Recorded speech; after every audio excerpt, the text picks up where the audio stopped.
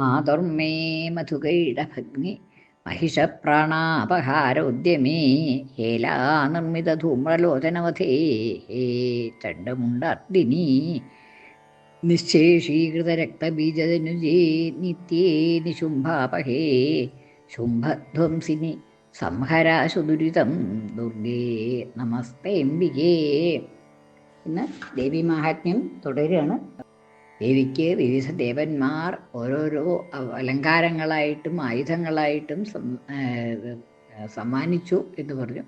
ആ സമ്മാനിച്ചതായിട്ടുള്ള ആഭരണങ്ങൾ എന്തൊക്കെയായിരുന്നു, അല്ലെങ്കിൽ ആയുധങ്ങൾ എന്തൊക്കെയായിരുന്നു എന്നുള്ളതാണ് ഇനിയും വർണ്ണിക്കണത്. അമ്ലാനപങ്കജം മാലാം ശിരസ്യുരസി ചാപരം അദദ ജലധിസ്തസ്യൈ പങ്കജം ചാതിശോഭനം ജലധിഹി തസ്യൈ അദാദ്. ജലധിഹി, ജലധി സമുദ്രം, തസ്യൈ ആ ദേവിക്കായിക്കൊണ്ട്, അവൾക്കായിക്കൊണ്ട്, ആ ദേവിക്കായിക്കൊണ്ട് അദദാദ് നൽകി. എന്തിനെയാണ് നൽകിയത്? അമ്ലാന പങ്കജം മാലാം, അമ്ലാനങ്ങളായിട്ടുള്ള പങ്കജങ്ങളോടുകൂടിയ ഒരു മാല. അമ്ലാനം വെച്ചാൽ വാടാത്തതായിട്ടുള്ള, ഒരിക്കലും വാടാത്ത പങ്കജങ്ങൾ താമര കൊണ്ട് ഉണ്ടാക്കിയതായിട്ടുള്ള ഒരു മാല ശിരസിൽ ധരിക്കാനായിട്ട്, അണിയാനായിട്ട് താമര കൊണ്ട് വാടാത്ത പങ്കജം കൊണ്ടുണ്ടാക്കിയതായിട്ടുള്ള, താമര കൊണ്ടുണ്ടാക്കിയതായിട്ടുള്ളൊരു മാല കൊടുത്തു എന്നാണ്. ശിരസിലേക്കും ഉരസി തഥാപരാം, ഉരസി ച അപരാം, ഉരസിലേക്കായിട്ട്, മാറത്ത് അണിയാനായിട്ട്, തഥാ അപരാം അപ്രകാരമുള്ള മറ്റൊരു മാലയെയും നൽകി. ഉരസിലേക്ക് ഒരു മാല, ശിരസിലേക്ക് മറ്റൊരു മാല, രണ്ടും അമ്ലാന പങ്കജങ്ങൾ കൊണ്ടുണ്ടാക്കിയതായിട്ടുള്ള മാല. വാടാത്ത, ഒരിക്കലും വാടാത്തതായിട്ടുള്ള താമരകൾ കൊണ്ട് രണ്ട് മാല, ഒന്ന് ശിരസിലേക്കും ഒന്ന് ഉരസിലേക്കും. ഉരസ് എന്ന് പറയുമ്പോൾ മാറത്തേക്ക്, കഴുത്തിലണിയാനായിട്ട്. അപ്പം അങ്ങനെ രണ്ട് മാല കൊടുത്തു എന്നാണ്. ജലധി സമുദ്രം. അമ്ലാന പങ്കജം മാലാം ശിരസി ഉരസി ച അപരാം അദദാത് ജലധി നൽകി. ജലനിധി എന്ന് വെച്ചാൽ ജലധി തന്നെ, സമുദ്രം. ജലനിധി അദാത് ജലനിധി നൽകി. തസ്യൈ, ആർക്കാണ്? തസ്യൈ അവൾക്കായിക്കൊണ്ട്, ആ ദേവിക്കായിക്കൊണ്ട്. തസ്യൈ സ്ത്രീലിംഗാവുമ്പോൾ ചതുർത്ഥിയിൽ തസ്യൈ എന്ന് വരിക. തസ്യൈ അദദാത് അവൾക്കായി നൽകി. പിന്നെ പങ്കജം ച അതിശോഭനം, പങ്കജം ച അതിശോഭനം അത്യധികം ശോഭയുള്ളതായിട്ടുള്ള ഒരു പങ്കജം വേറെയും കൊടുത്തു. പങ്കജം ച താമര. അതായത് സാധാരണയായിട്ട് ഈ ഇതിലൊക്കെ സ്ത്രീകളുടെ കയ്യിൽ ഒരു താമര കാണാം. അങ്ങനെ താമരയും പിടിച്ചുകൊണ്ടുള്ളതായിട്ടുള്ള ലീലാകമലം എന്നൊക്കെ പറയും.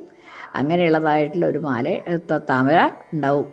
അപ്പോൾ ഇവിടെ ദേവിക്ക് വേണ്ടിയിട്ട് അങ്ങനെ ഒരു താമരയും കൊടുത്തു എന്നാണ്. പങ്കജം ച അതിശോഭനം. ഹിമവാൻ വാഹനം സിംഹം രത്നാനി വിവിധാനി ച ദദാവ് അശൂന്യം സുരയാ പാനപാത്രം ധനാധിപഃ. ഇനി ഹിമവാൻ വാഹനം സിംഹം, ദേവിക്ക് വാഹനമായിട്ടൊരു സിംഹത്തെ കൊടുത്തു ഹിമവാൻ എന്നാണ്. ഹിമവാൻ വാഹനം സിംഹം, ദേവിയുടെ വാഹനമായിട്ടൊരു സിംഹം, സിംഹവാഹന ആണ് ദേവി എന്നുള്ളതാണ്. അങ്ങനെയുള്ളതായിട്ടുള്ള ഒരു സിംഹത്തിനെ കൊടുത്തു. രത്നാനി വിവിധാനി ച, രത്നങ്ങൾ, അനവധി രത്നങ്ങളും കൊടുത്തു. ഹിമാലയത്തിലെ അനവധി രത്നങ്ങളുണ്ടല്ലോ, അപ്പോൾ ആ രത്നങ്ങളും കൊടുത്തു. രത്നാനി വിവിധാനി ച, പലതരത്തിലുള്ളതായിട്ടുള്ള രത്നങ്ങളും ഒരു സിംഹത്തെയും ഹിമവാൻ നൽകി എന്നാണ്. ദദാവ് അശൂന്യം സുരയാ പാനപാത്രം ധനാധിപഃ. ധനാധിപൻ കുബേരൻ, ധനത്തിൻ്റെ അധിപനായിട്ടുള്ള കുബേരൻ. ആ കുബേരൻ എന്താണ് കൊടുത്തത്? അശൂന്യം സുരയാ പാനപാത്രം. സുരയാ അശൂന്യം പാനപാത്രം ദദൗ. സുരയാ അശൂന്യം, ഒരിക്കലും ശൂന്യമാവാത്തതായിട്ടുള്ള ഒരു സുര. എന്തുകൊണ്ട് ശൂന്യമാവാത്തത്? സുരയാ, എപ്പോഴും അതിൽ പാനപാത്രത്തിൽ എപ്പോഴും സുര ഉണ്ടായിരിക്കും. എപ്പോഴും സുര വെച്ചാൽ മദ്യമാണ്, ദേവന്മാരുടേതായിട്ടുള്ള മദ്യത്തിനാണ് സുര എന്ന് പറയുന്നത്. അപ്പം അങ്ങനെ ഒരിക്കലും കുടിച്ചാൽ പിന്നെ ഉണ്ടാവും അതിൽ എന്നുള്ളതാണ്. അങ്ങനെയുള്ളതായിട്ടുള്ള ഒരു പാനപാത്രത്തെ, പാനപാത്രം കുടിക്കാനുള്ളതായിട്ടുള്ള പാത്രം, സുരാപാനത്തിനുള്ളതായിട്ടുള്ള ഒരു പാത്രം, അത് കൊടുത്തു. ആര്? ധനാധിപൻ കുബേരൻ. കുബേരൻ ഒരിക്കലും ശൂന്യമാവാത്തതായിട്ടുള്ള ഒരു പാനപാത്രത്തെ കൊടുത്തു. സുരാപാനത്തിനുള്ളതായിട്ടുള്ളൊരു പാത്രത്തെ നൽകി എന്നാണ്. ഇനി ശേഷശ്ച സർവനാഗേശ മഹാമണിവിഭൂഷിതം നാഗഹാരം ദദൗ തസ്യൈ ധത്തേയ പൃഥിവീം ഇമാം. യഹ പൃഥിവീം ഇമാം ധത്തേ. യഹ ആരാണോ ഈ പൃഥിവിയെ ധരിക്കുന്നത്, ഭൂമിയെ മുഴുവൻ വഹിക്കുന്നതായിട്ടുള്ള ശേഷൻ. ശേഷനാണ് ഭൂമിയെ മുഴുവൻ വഹിക്കുന്നത് എന്നാണ്. സമുദ്രത്തിൻ്റെ മുകളിൽ ദേവി ഭൂമിയെ താങ്ങി നിർത്തിക്കൊണ്ടിരിക്കുന്നതാണ് ശേഷൻ എന്നുള്ളതായിട്ടുള്ള നാഗം. അപ്പോൾ ആ ശേഷൻ എന്നുള്ളതായിട്ടുള്ള ആ നാഗം എന്താണ് കൊടുത്തത് എന്നാണ്. ശേഷശ്ച സർവനാഗേശ, എല്ലാ നാഗങ്ങളുടെയും ഈശനായിട്ടുള്ള, അധിപനായിട്ടുള്ള, ഈ ഭൂമിയെ വഹിച്ചുകൊണ്ടിരിക്കുന്നതായിട്ടുള്ള ശേഷൻ. രണ്ട് ശേഷൻ്റെ വിശേഷണങ്ങളാണ്. സർവനാഗേശ എന്നും യഹ ഇമാം പൃഥിവീം ധത്തേ എന്നുള്ളതും. ആരാണോ ഇമാം പൃഥിവീം, ഈ പൃഥിവിയെ ധത്തേ ധരിക്കുന്നത്, വഹിക്കുന്നത്. അങ്ങനെ ഈ നാഗങ്ങളുടെ എല്ലാം അധിപനും ഈ ഭൂമിയെ വഹിക്കുന്നവരുമായിട്ടുള്ള ആ ശേഷൻ എന്നുള്ളതായിട്ടുള്ള നാഗരാജാവ് മഹാമണി വിഭൂഷിതം, മഹാമണികൾ കൊണ്ട് വിഭൂഷിതമായ, അലങ്കൃതമായിട്ടുള്ള, വളരെ വിലപ്പെട്ടതായിട്ടുള്ള മണികൾ കൊണ്ട്, രത്നങ്ങൾ കൊണ്ട് അലങ്കരിക്കപ്പെട്ടതായ മഹാമണി വിഭൂഷിതം, മഹാമണികളെ കൊണ്ട് വിഭൂഷിതമായ, അലങ്കരിക്കപ്പെട്ടതായ നാഗഹാരം തസ്യൈ ദദൗ, നാഗഹാരത്തെ. നാഗഹാരം എന്ന് പറഞ്ഞിട്ടുണ്ടെങ്കിൽ പാമ്പിൻ്റെ ആകൃതിയിലുള്ളതായിട്ടുള്ള ഒരു ഹാരം, പാമ്പിൻ്റെ ആകൃതിയിൽ ഉണ്ടാക്കിയിട്ടുള്ളതായിട്ടുള്ള, മൃഗങ്ങളുടെ ആകൃതിയിൽ ഉണ്ടാക്കിയിട്ടുള്ളതായിട്ടുള്ള ആ ഒരു ഹാരം, മണിമുത്തുമാല, അത് നൽകി എന്നാണ്. ആര്? ശേഷൻ.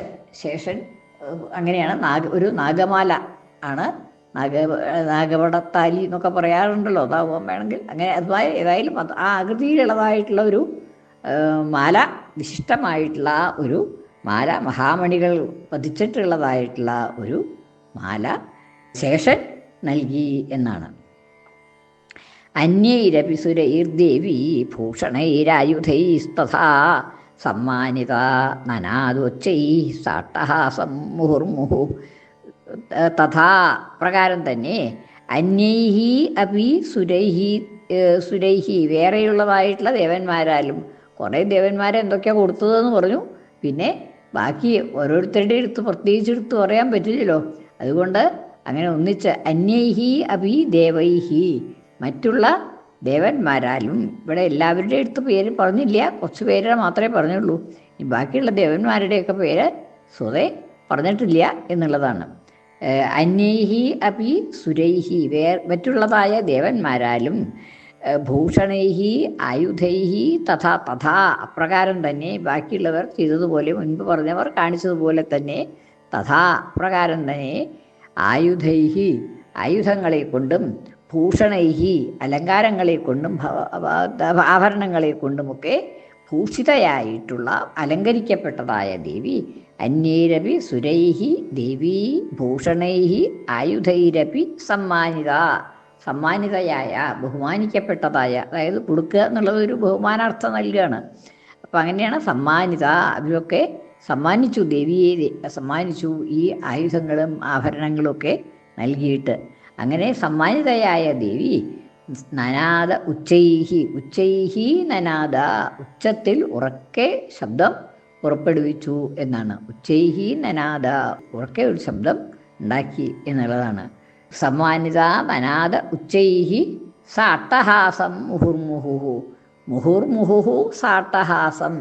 കൂടെ ഇടയ്ക്കിടയ്ക്ക് അതിശക്തിയായിട്ടുള്ള അട്ടഹാസത്തോടു കൂടി അട്ടഹാസം ചെയ്തുകൊണ്ട് ദേവി ഒരു ശബ്ദം പുറപ്പെടുവിച്ചു എന്നുള്ളതാണ്. സന്തോഷിച്ചതായിട്ട് ശബ്ദം, സന്തോഷം ഉണ്ടായി. അപ്പം ആ സന്തോഷം കൊണ്ട് അതിശയം സന്തോഷത്തോടു കൂടി ദേവി ഒന്ന് അട്ടഹസിച്ചു എന്നുള്ളതാണ്. സമ്മാനിത നനാദ ഉച്ചൈഹി സ അട്ടഹാസം മുഹുർമുഹു, അട്ടഹാസത്തോടുകൂടി വീണ്ടും വീണ്ടും ശബ്ദിച്ചു എന്നാണ്. ഇനി തസ്യ നാദേന ഘോരേണ കൃഷ്ണം അപൂരിതം നഭ അഥ നാദേന മഹതാ പ്രതിശബ്ദോ മഹാനഭൂത്. തസ്യ നാദേന ഘോരേണ, ആ ദേവിയുടെ ഘോരമായ ശബ്ദം കൊണ്ട്, ഘോരേണ നാദേന, ഘോരമായ ശബ്ദം കൊണ്ട് കൃഷ്ണം ആപൂരിതം നഭ, കൃഷ്ണം നഭ, നഭസ് മുഴുവൻ, ആകാശം മുഴുവൻ ആപൂരിതമായി നിറഞ്ഞു എന്നുള്ളതാണ്. അത്ര വലിയ ശബ്ദമാണ് ഉണ്ടായത്. ആപൂരിതം, നഭസ് മുഴുവൻ, സമുദ്രം മുഴുവൻ വരുന്നതായിട്ടുള്ള ഒരു ശബ്ദം ഉണ്ടായി. ആ ശബ്ദം കൊണ്ട് അഥ കൃഷ്ണം ആപൂരിതം നദഃ അഥ നാദേന മഹതാ പ്രതിശബ്ദോ മഹാനഭൂത്. അഥ അനന്തരം മഹതാ നാദേന, ആ മഹത്തായിട്ടുള്ള അതിഗംഭീരമായിട്ടുള്ള ശബ്ദം കൊണ്ട്, മഹത്തായ ആ നാദം കൊണ്ട്, ദേവിയുടെ നാദം കൊണ്ട്, അഥ നാദേന മഹതാ പ്രതിശബ്ദോ മഹാനഭൂത്. പ്രതിശബ്ദ, മഹാൻ പ്രതിശബ്ദ അഭൂത്. മഹാൻ പ്രതിശബ്ദ, അതിവലിയതായിട്ടുള്ള ഒരു പ്രതിശബ്ദം എന്ന് വെച്ചാൽ പ്രതിധ്വനി, ശബ്ദം വരുമ്പോൾ തടങ്ങിയ ദിഗന്ധങ്ങളിൽ തങ്ങി ഉണ്ടായതായ പ്രതിധ്വനി, അത് മഹാനഭൂത്, വിപുലമായിട്ടുള്ള വളരെ വലിയ ഒരു പ്രതിധ്വനിയും ഉണ്ടായി. ദിഗന്ധങ്ങളിൽ നിന്ന് തട്ടി ഉണ്ടായതായി, ദിഗന്ധങ്ങളിൽ ചെന്നെത്തി ഉണ്ടായതായിട്ടുള്ള ഒരു വലിയ പ്രതിധ്വനിയും ആ ശബ്ദത്തിൽ നിന്ന് ഉണ്ടായി എന്നാണ്. ശ്രീ ശിവ ശിവശക്തിഐക്യരൂപിണി ലളിതാംബിക, ശ്രീ ശിവ ശിവശക്തിഐക്യരൂപിണി ലളിതാംബിക, ശ്രീ ശിവ ശിവശക്തിഐക്യരൂപിണി ലളിതാംബിക, ശ്രീ ലളിതാംബികായൈ നമഃ.